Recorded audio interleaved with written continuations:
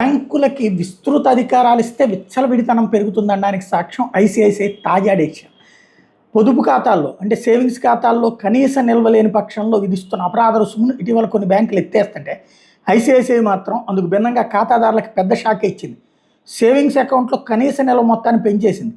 నిబంధన 2025 ఆగస్టు 1 తర్వాత ఖాతా తెరిచిన వాళ్ళకే వర్తిస్తుందట, ఇప్పటిదాకా ఉన్న ఖాతాదారులకు వర్తించదట. మారి నిబంధనల ప్రకారం మెట్రో అర్బన్ ప్రాంతాల్లో ఖాతాదారులు కనీసం 50,000 ఉంచుకోవాలట. గతంలో ఇది 10,000 ఉండేది, ఇప్పుడు ఏకంగా 5 రెట్లు పెంచేసి సెమీ అర్బన్ ఖాతాదారుల కనీస నిల్వ మొత్తాన్ని 5,000 నుంచి 25,000కి, గ్రామీణ ఖాతాదారులకు 2,500 నుంచి ఇప్పుడు దాన్ని పెంచుకుంటూ వచ్చింది. ఇష్టం వచ్చినటువంటి విధంగా పెంచడం అన్నటువంటి తమ ఇష్టం అన్నటువంటి రూట్లోకి పోయినట్టుంది.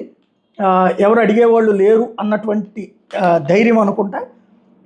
గ్రామీణ ప్రాంతాలు 2,500 నుంచి 10,000కి పెంచింది. ఖాతాదారుల విషయాన్ని గుర్తుంచుకోవాలని, కనీస నిల్వ లేని పక్షంలో ఛార్జీలు కనీస నిల్వకు ఎంత తక్కువ మొత్తం ఉంటుందో దాని మీద 6% లేదా 500 ఏది తక్కువైతే అది చెల్లించాల్సి ఉంటుందట. ఐసిఐసిఐ బ్యాంక్ నుంచి ఖాతాదారులందరూ బయటకు వచ్చేయడం బెటర్ అనమాట. ఇంత అహంకారంతో కూడినటువంటి పొగరుతో కూడినటువంటి బిహేవియర్ చేసే వాళ్ళతో దూరంగా ఉండాలి. సేవింగ్స్ అంటే పోనీ వాళ్ళ నుంచి మనకి ఏమన్నా రూపాయి వడ్డీ పెంచుతారా? అది పెంచరు. 50,000 రూపాయలు పెట్టుకుంటే అది సేవింగ్స్ ఎందుకు అవుతుంది? పట్టణాల్లో 50,000 రూపాయలు పెట్టుకునేటటువంటి పల్లెటూరులో 10,000 పెట్టుకునేవాడికి అది సేవింగ్స్ ఎందుకు అవుతుంది? సేవింగ్స్ అనేటటువంటి ఖాతాలు ఇప్పుడు పక్కన అన్నిటికీ అనుసంధానం చేసి జాగ్రత్తగా నడుపుతుంటే ఈ అహంకారపూరితమైనటువంటి ధోరణి ప్రవర్తించేటప్పుడు ఘాటుగా రియాక్ట్ అవ్వాల్సి ఉంది.